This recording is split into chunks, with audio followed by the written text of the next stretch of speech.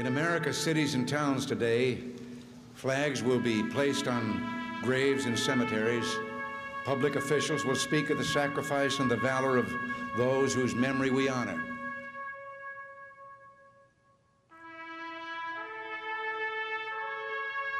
I have no illusions about what little I can add now to the silent testimony of those who gave their lives willingly for their country. Words are even more feeble on this Memorial Day, for the sight before us is that of a strong and good nation that stands in silence and remembers those who were loved and who in return loved their countrymen enough to die for them. Yet we must try to honor them, not for their sakes alone, but for our own.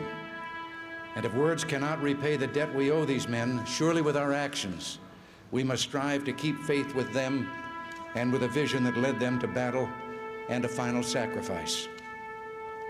Our first obligation to them and ourselves is plain enough. The United States and the freedom for which it stands, the freedom for which they died, must endure and prosper.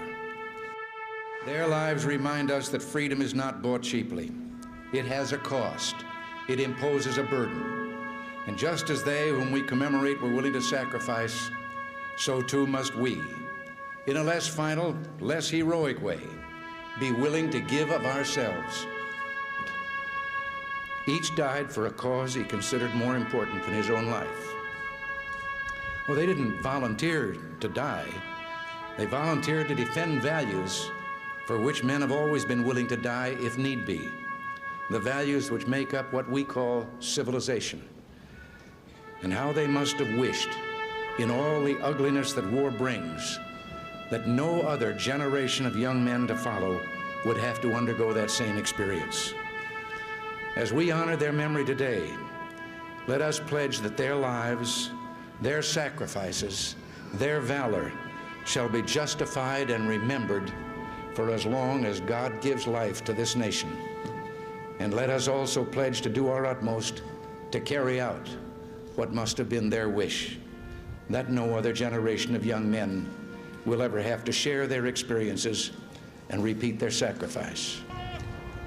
Earlier today, with the music that we have heard and that of our national anthem, I can't claim to know the words of all the national anthems in the world, but I don't know of any other that ends with a question and a challenge as ours does. Does that flag still wave o'er the land of the free and the home of the brave? That is what we must do.